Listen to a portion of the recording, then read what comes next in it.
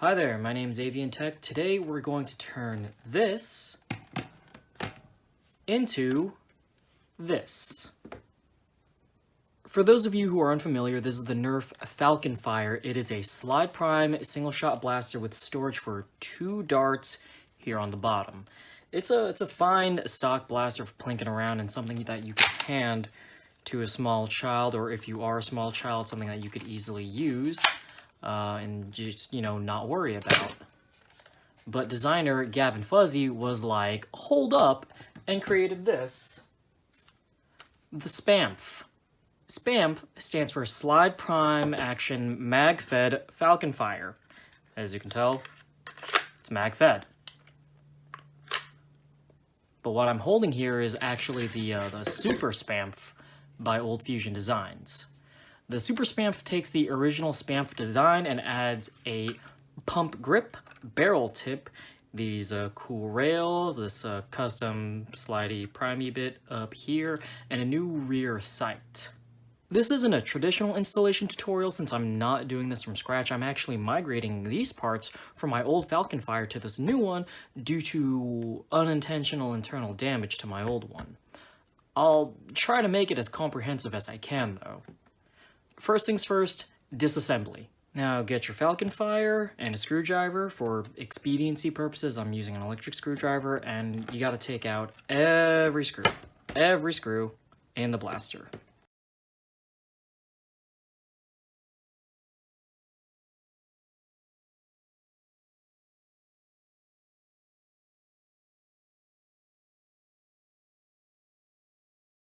Now that we've got all the screws removed, the blaster should butterfly open pretty easily.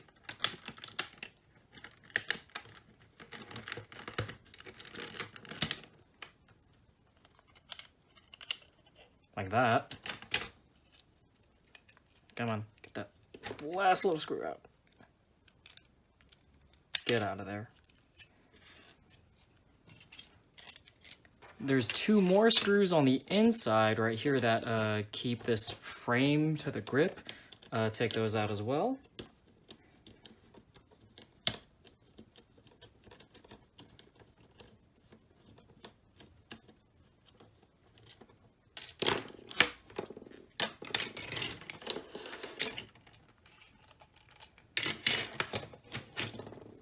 Remove the trigger.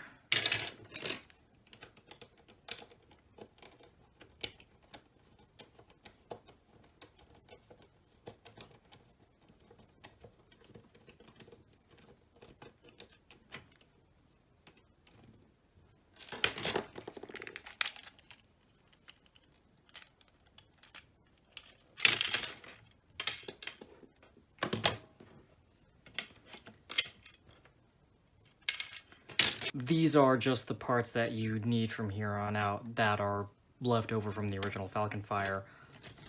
All this stuff, these, I cannot stress this enough, these can go in the garbage.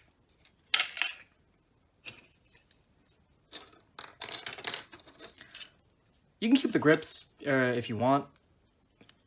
But if you're doing a Super Spamf, then chances are you also have custom grips. But this probably also garbage. This garbage. This garbage.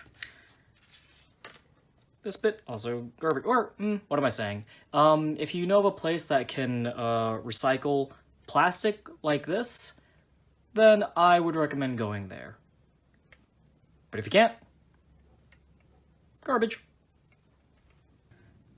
Actually, some of these springs might come in handy.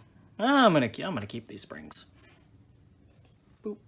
Okay, now let's separate the plunger from the grip.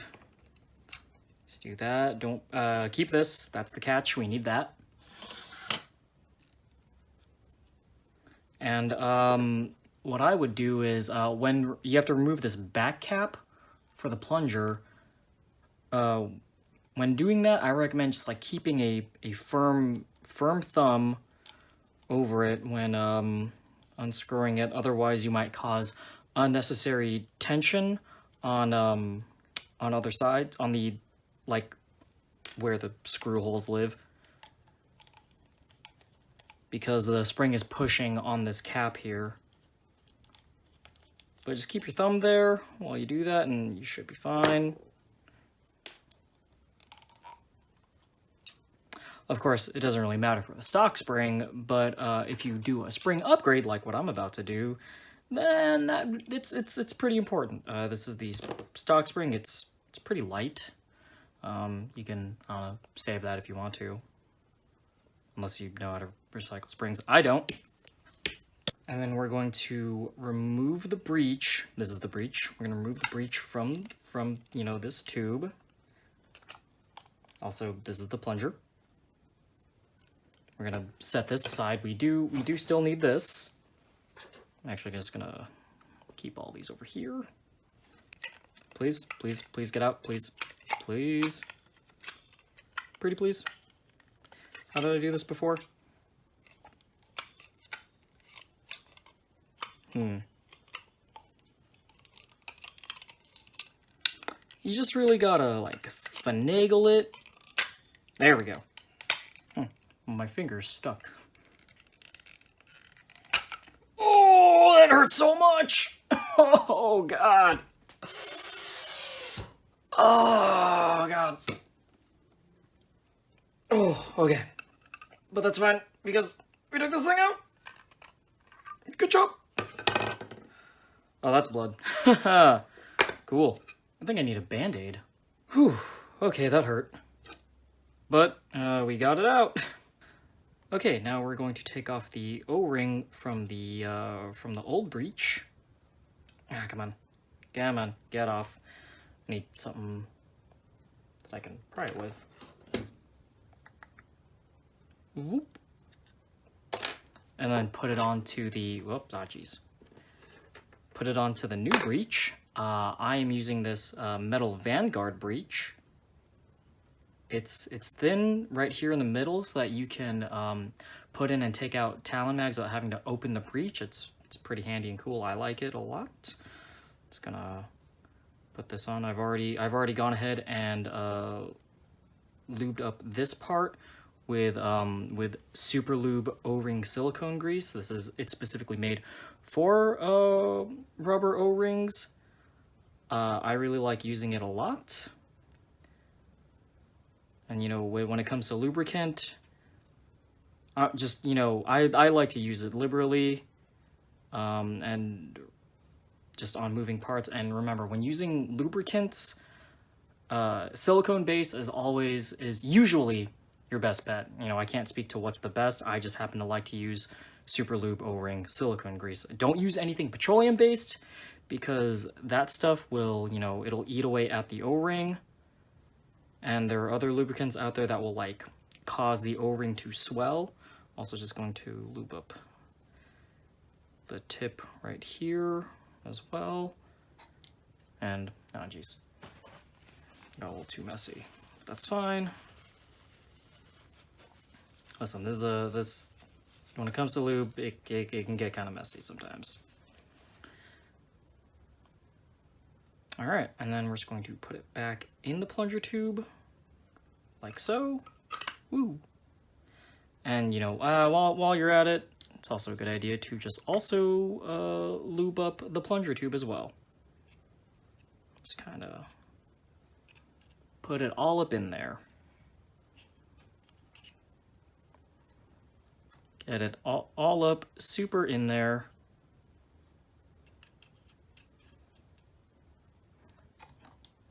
And just kind of spread it around. Good stuff. Good stuff. All right, let's see. Next, we're gonna take the plunger head right here, and we're just gonna do a general modding thing. Is we're going to pad the plunger head with some craft foam. So first, I'm gonna take out that rubber bit, and I'm going to grab some craft foam. I got a sheet right here. And I'm going to make some padding for the plunger head, just for you know, extra durability's sake. So I'm gonna just put that right here. I'm actually just gonna push it down a bit to make an indentation. like that. And then I'm just gonna cut it out real quick. Okay, that looks pretty good, and I'm just gonna super glue it on. By the way, this is, I believe 3/4 inch craft foam. You can get it from any crafting store. It's gonna take my super glue and then kind of apply it in a circle. God, I hope I don't screw this up. I've already messed up. It's fine. It's fine. It's fine. It is fine. I'm just gonna slap that on there. Kind of make sure you align it properly. If it's not, then, you know, Po Buddy's nerfed. Uh-oh. It's fine.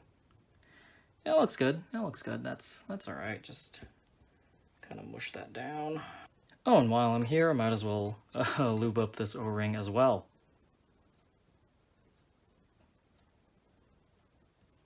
The more the merrier. Just gotta keep this smooth. You want to keep everything nice and smooth. You don't want any dryness with all these parts rubbing up against each other. That will lead to wear and tear a lot faster, and, you know, that might lead to premature damage to your blaster internally. So now that, you know, that's put together, we're gonna put it in the plunger tube as well. Whoop. That goes in there.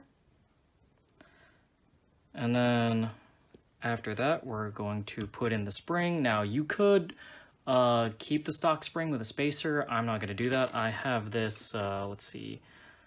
I believe this is a, what was this? This is a 7 kilogram retaliator spring, but, you know, it fits in there. It's fine. And I think, you know, 7 kilograms is a fine priming weight for the Super Spamf. And we're just going to pop that in like so.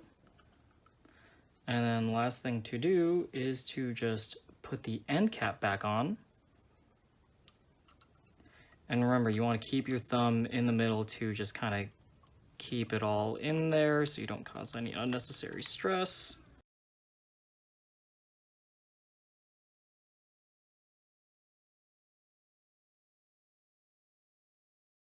All right, so now that we have the plunger all back and assembled together, this can go in the garbage. Now we can move on to the main assembly of the blaster. Let's get the grip, preferably the one with the metal pin and where the catch lives. And we're going to take, let's see, nope, that's not the one. Yeah, that's the one. All right, so you gotta just, you know, attach the body to the grip, the new body, like so. Remember those inside screws, you're gonna want to put them back in here.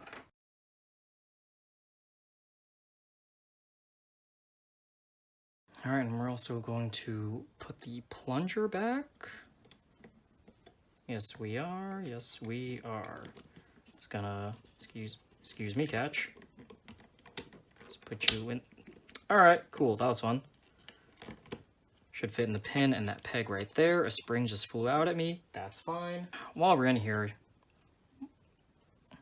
might as well lube the catch while I'm here. Just, you know, it's a moving part. It's something that, you know, that's where friction is.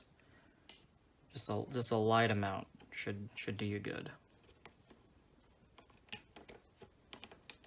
There we go. And before I forget, you should have these brass inserts when you're putting these together. There are some short ones and some long ones. These long ones go over here. Well, here really. Next, we're going to put in the mag release parts. They come in like these two little parts that fit together like a puzzle. I put them in the wrong way. Good job, me. But they fit like a puzzle, which I think is neat.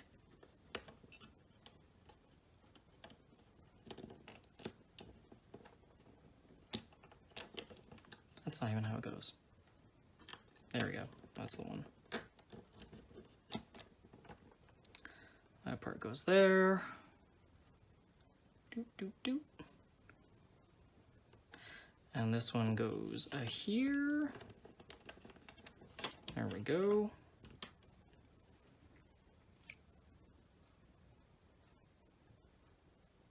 And there's the mag release. This goes right here. See, there we go. That's how the mag release function works. And we're gonna put a brass insert in here as well. There we go. And the trigger goes right here. Let me just bump up the catch. That's how it goes. Lube, just lube that up as well. Why not? Why the heck not? It's a moving part. Lube it up. Boop. There we go. Okay, now we're going to take the front part and like puzzle it into here. I've already gone ahead and installed the barrel tip and this bottom rail. I'm not going to show that. That's boring. And just kind of gently. There we go. Right in there. That's handsome. Then we're going to take the other side of the grip and then put the other, put the other side on like that. I don't know why that took me so long. Okay, now we can sandwich this back together. Before we do, I gotta put in the other hex inserts. There's one right here, the long one, and the shorter one goes right here. And if I'm wrong, I'm gonna find out pretty soon. Just kind of close that over. That looks right to me. Brass inserts are nice because they kind of reduce the wear from metal on plastic, then it's just metal on metal.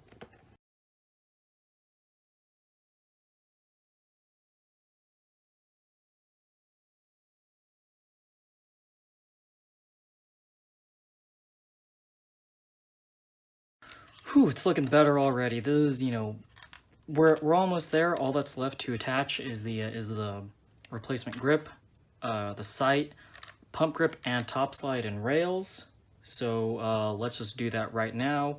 All right, first the grips. Just gonna pry them apart, and they go on just like how the normal grips would. Oh, that's such a pretty blue though. Very pretty blue. And I just lost a screw. That's fine. I got plenty.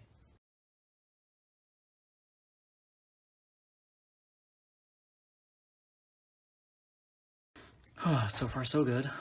Hey, my bad. Something I totally forgot to mention. If you're using the metal Vanguard, I did not realize this earlier, there's this little square part at the top that fits in a square hole up here. This square might be a little too big for this hole, so there's a square here that you might want to like sand down or whatever, and then there are these slots where this top piece, it doesn't split into two, it's only one piece. So you want to put this here on this rail up here first before you put this thing back together.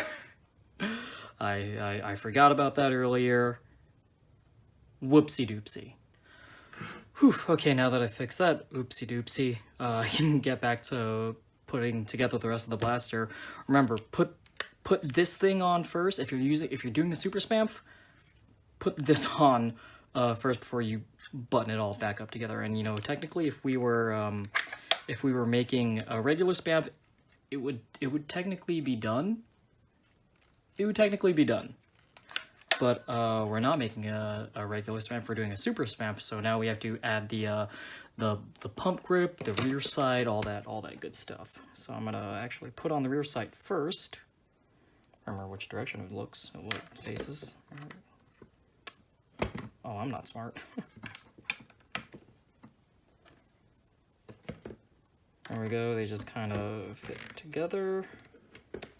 And if you can see here, you can, there are these holes, you can just glue in some filament for that real cool look.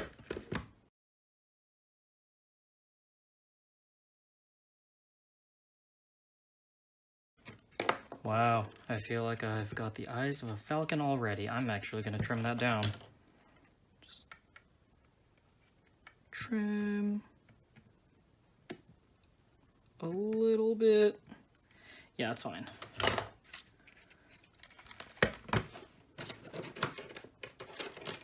And then these arms, they only fit on one way, so just puzzle them in.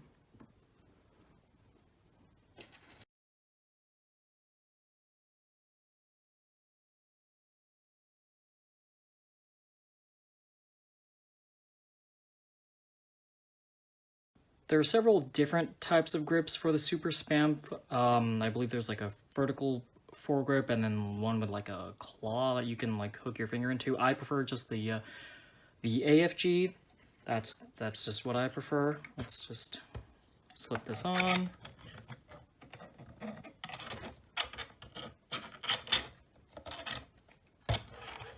It's so hard to do this so I could face the camera. There we go.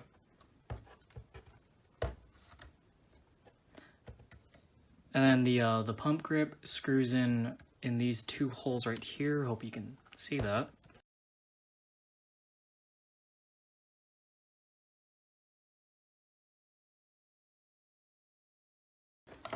I know I said I'd like to hand tighten for most of these, but these screws are just in a really weird place.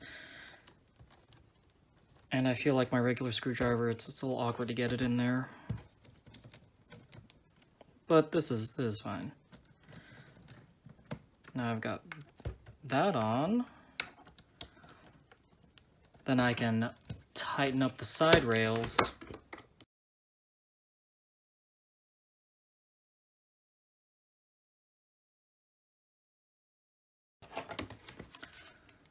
Whew. And we are done. Now that I'm done building it, we can let's talk about it. The installation was overall pretty easy, except for the part where I hurt myself and I forgot to sand down and install the top slide part properly. It was a pretty enjoyable experience. I mean, I've put together like 3 Spamfs, and I always forget something. First time it was the mag release. Last time it was the brass inserts, and this time it was the top slide, but it's always a good time. Now, Gavin Fuzzy really knocked it out of the park with the Spamf, and combined with Old Fusion Design's super upgrade, it really makes the FalconFire a blaster I didn't think twice about before, really worth it to me. Now, if I didn't mention this before, I purchased these 3D printed parts. This is obviously a 3D printed kit. I purchased these from Silver Fox Industries. The print quality, it's just admirable, and their filament selection is quite numerous. I can, usually find a color scheme that I really want to run whenever I shop with them. As you can see, this FalconFire has been transformed from a breech-loading, single-fire full-dart sidearm into a pump-action, mag-fed half-dart blaster that you could definitely run as a primary. It's solid, it has a light and small profile, and could probably be holstered, without the mag if you had the right holster. You could probably add a stock to this thing for funsies, I suppose, but, it's really cool. There are some little sharp bits on the rails, but, those could always be sanded down, or they might just wear down with regular use. Now, here's some obligatory firing footage. I don't know why I said obligatory. I'm genuinely excited to do this.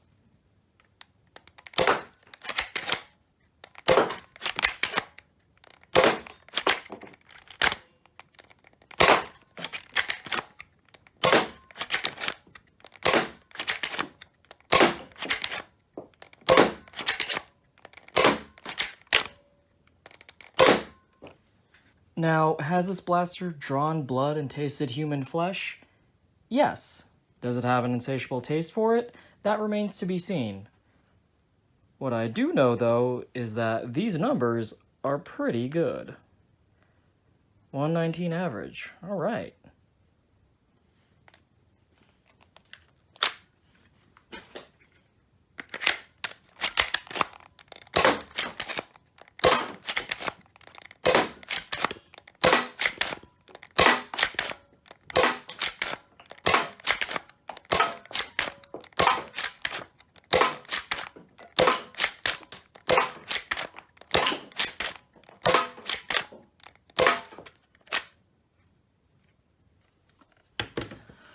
who is this mod for? I mean, I don't know. I'd say it's for folks who own a FalconFire and want to upgrade it, or people who like half-dart blasters, nerfers who like modding for the sake of modding, or maybe someone with a 3D printer with time to kill. All in all, I would say it's for anyone who likes to have fun with blasters. Now, if you want to check out the creators I've mentioned, I'll slap those links down there in the description below. Anyway, that's it for me. I'll see you next time or something. Bye.